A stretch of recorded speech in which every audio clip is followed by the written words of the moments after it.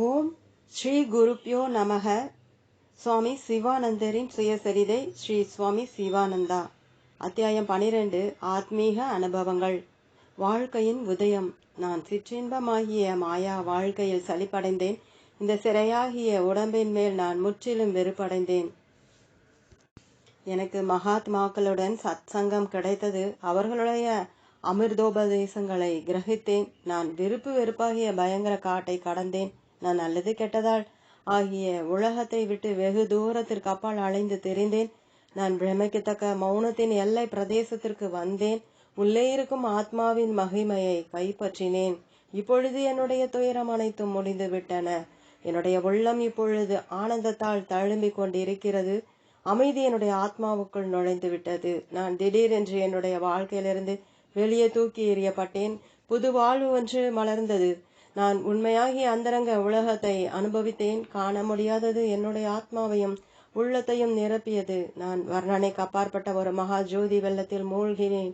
எல்லா நாம ரூபங்களும் பின்னால் இறைவனை கண்டேன். நானே ஒளி என்பதை அறிந்தேன்.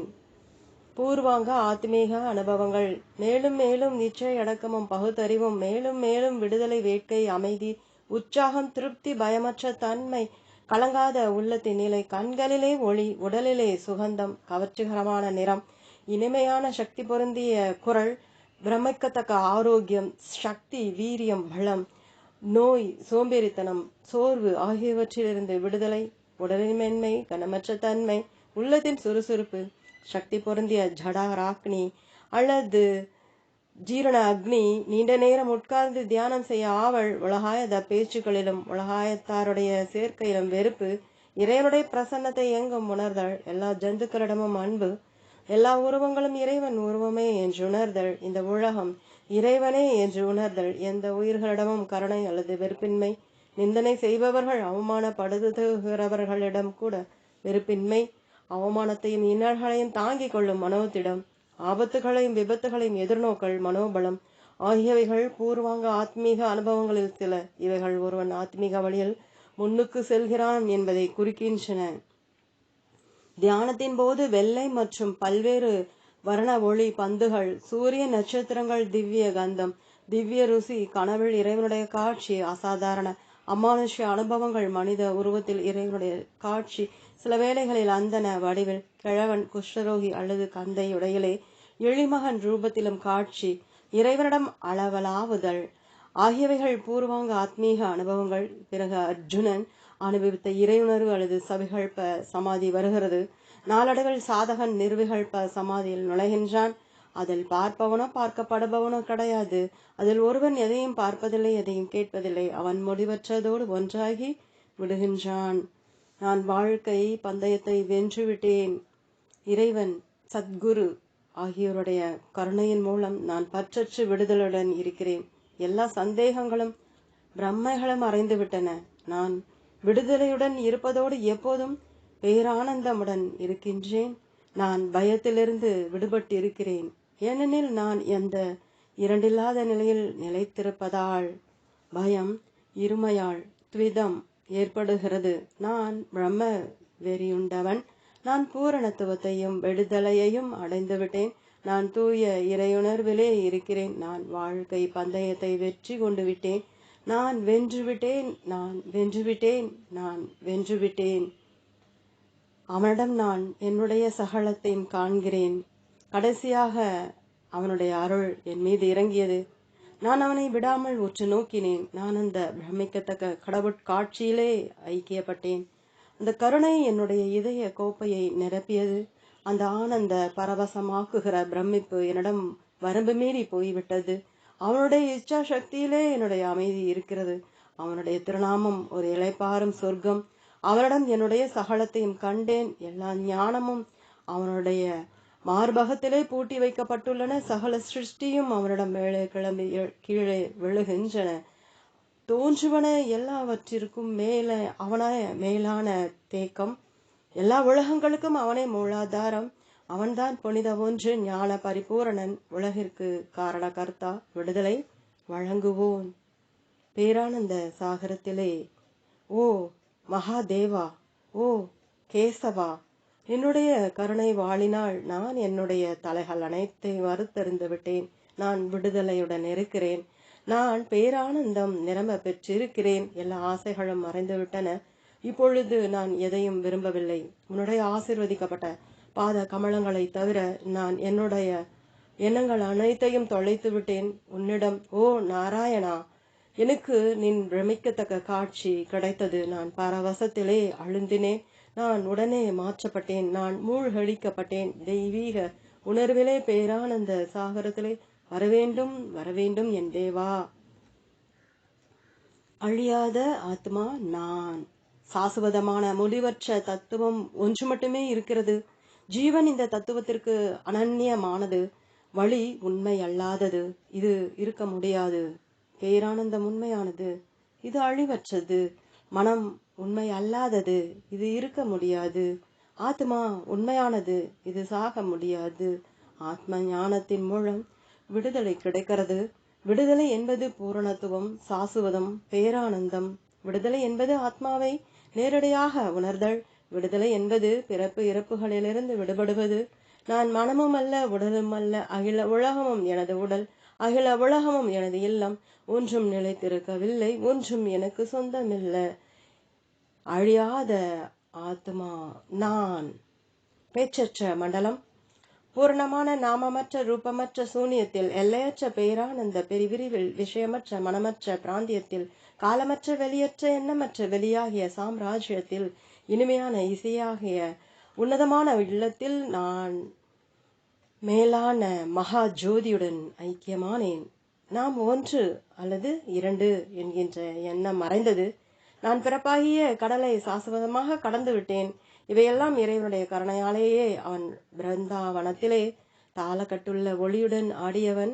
அவன் இடையர்களுக்காக கோவர்த்தனத்தை கொடையாக உயர்த்தியவன். நான் அதுவாக ஆகிவிட்டேன். இப்பொழுது மாயினால் ஆக்கப்பட்ட உலகம் மறைந்து விட்டது. மனம் முற்றிலும் அழிந்து விட்டது. நான் முற்றிலும் தூளாக்கப்பட்டு விட்டது.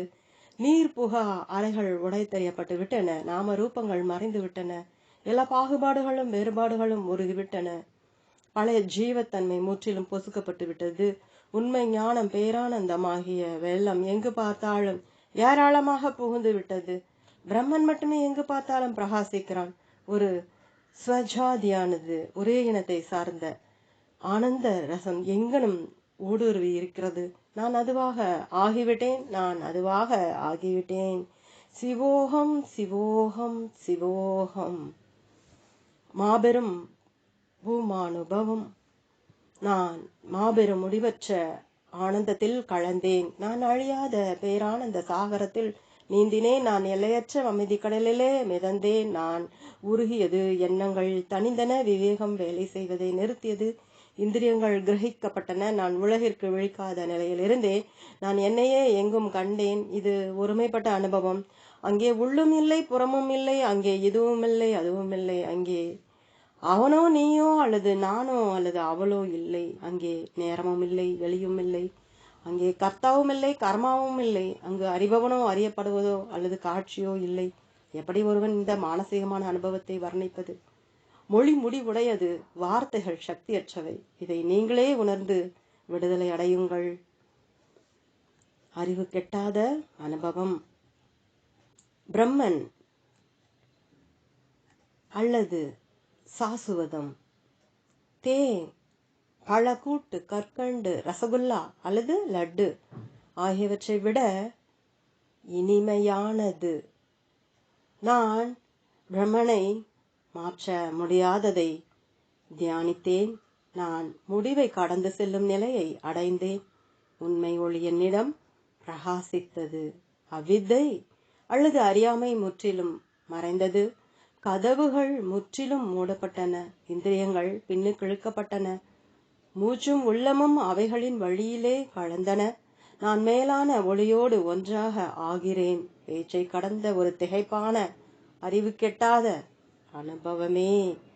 சிவோகம் சிவோகம் சிவோகம் சோகம் சத்சித் ஆனந்த ஸ்வரூபோகம். சிவோகம் சிவோகம் சிவோகம். நான் தனிப்பட்ட ஆத்மாவுக்கும் மேலான ஆத்மாவுக்கும் உள்ள ஒருமைப்பாட்டை உணர்ந்து விட்டேன். சச்சித் ஆனந்தம் என்னுடைய பிரதான குணம். என்னுடைய மனம் எல்லா புற பொருள்களிலிருந்தும் பின்னுக்கிழுக்கப்பட்டுள்ளது. நான் மிகுந்த கடவுள் போதையில் ஆழ்த்தப்பட்டிருக்கிறேன். துயரம், வழி, பயம் எல்லாம் மறைந்துவிட்டன. நான் எப்பொழுதும் அமைதியும் சந்தோஷமும் நிரம்பியவனாக இருக்கிறேன். நான் உண்மை, தூய உணர்வு, பேரானந்தம். நான் புற தெய்வீக பிழம்பாக ஒளிர்கிறேன். எல்லா உயிருள்ள ஜீவராசிகளிலும் நான் சாஸ்வதத்தின் பேரானந்தத்தை ருசிக்கின்றேன். நான் வாழ்க்கையின் லட்சியத்தை அடைந்து விட்டேன். அந்த பிரம்மனில் நான் இருக்கிறேன். சச்சிதானந்தமாகி அந்த பிரம்மம் உள்ளே வசிப்பவன், உள்ளே ஆட்சி புரிபவன். அவன் வேதங்களின் கருவூலமாக இருப்பவன், இப்பிரபஞ்சத்தின் சிருஷ்டி கர்த்தாவாக இருப்பவன், ஒவ்வொன்றிற்கும் மூலாதாரமாக இருப்பவன், விவேகத்திற்கு ஒளி கொடுப்பவன், எல்லா ரூபங்களிலும் தன்னை ஒழித்து கொண்டிருப்பவன், ரிஷிகளால் பூஜிக்கப்படுபவன். அவனை வேதங்கள் பறைசாற்றுகின்றன. அவனை யோகிகள் சமாதி நிலையில் அடைய விரும்புகின்றனர். அவன் இந்திரனுக்கும் அக்னிக்கும் பயங்கரமானவன். அவன் ஒழுங்குபடுத்தப்பட்ட யோகிக்கு இனிமையானவன். அந்த பிரம்மன் நானாகவே இருக்கின்றேன். சிவோகம் சிவோகம் சிவோகம். சமாதி நிலை. ஆஹா, என்ன ஆனந்தம், என்ன பேரானந்தம்! இப்பொழுது எல்லா ஆசைகளும் பூர்த்தி அடைந்து விட்டன. எல்லாம் அடையப்பட்டு விட்டது. நான் அழிவற்றவன், சாவற்றவன். நான் சாசுவதான உணர்வு. நான் தான் அந்த மகா புருஷன், அந்த உயர்ந்தவன். இவையெல்லாம் மோட்சம் மட்டுமே. மோட்சமே எங்கும் இருக்கிறது. இது அறியப்பட வேண்டி இருக்கிறது. ஒவ்வொருவராலும் அனுபவப்பட வேண்டி இருக்கிறது. அந்த நான் இப்பொழுது உருகிவிட்டது. வாசனைகள் எருக்கப்பட்டு விட்டன. ஞானமாகி அக்னியில் அங்கே மனோநாசம் அல்லது மனதை நிர்மூலமாக்குதல் இருக்கிறது. எல்லா பாகுபாடுகளும் ஒழிந்தன. எல்லா வேற்றுமைகளும் மறைந்தன. அங்கே நானும் இல்லை, நீயும் இல்லை, எல்லாம் பிரம்மனே. இது ஒரு தன்மையான பேரானந்தம். இந்த அனுபவம் முழுமையும் வர்ணனைக்கு அப்பாற்பட்டது. இந்த நிலையை வார்த்தைகளால் வர்ணிக்க முடியாது. இதை நீங்களே சமாதி நிலையில் உணருங்கள். குருவின் கருணா கடாட்சத்தின் மூலம் நான் என்னுடைய மூலாதார குணத்தை அறிகிறேன். நான் பூரணத்துவத்தின் சிகரத்தை அடைந்து விட்டேன். நான் தூய்மையான அழியாத ஆத்மா. என்னுடைய ஆசைகள் அனைத்தும் பூர்த்தி செய்யப்பட்டு விட்டன. நான் ஆப்த காமமாக இருக்கிறேன். நான் எல்லாவற்றையும் அடைந்து விட்டேன். நான் என்னுடைய வேலைகள் அனைத்தையும் செய்துவிட்டேன். நான் மேற்கொண்டும் கற்றுக்கொள்ள வேண்டியது ஒன்றுமில்லை. வேதங்கள் எனக்கு சொல்லிக் கொடுக்க வேண்டியது ஒன்றுமில்லை. ஸ்மிருதிகள் எனக்கு உபதேசிக்க வேண்டியது ஒன்றுமில்லை. என்னை கவருவதற்கு உலகில் ஒன்றுமில்லை. மாயை பணிவோடு தன்னை மறைத்து கொண்டு விட்டாள். ஏனெனில் எனக்கு அவளுடைய ஜால வித்தைகள் எல்லாம் தெரியும். அவளின் முன் தோன்று ஞானப்படுகிறாள். இது எல்லாவற்றிற்கும் இறைவனுடைய கருணையே காரணம். குருவினுடைய கருணையும் காரணம். அவர் என்னையும் அவரை போலவே செய்தார். குருவிற்கு சாஷ்டாங்க நமஸ்காரங்கள், குருவிற்கு வந்தனங்கள், தண்டங்கள். நான் அந்த நானாகவே இருக்கிறேன். இந்த லட்சியம் காலமற்றது, வெளியற்றது, வழியற்றது, துயரற்றது. இந்த இருக்கை பேரானந்தமும் அமைதியும் நிறைந்தது. இந்த இல்லம் மாற்றமில்லாதது, கட்டுப்படாதது. இந்த தர்மம் நான் அவனாகவே இருக்கிறேன் என்பதை நான் அறிகிறேன்.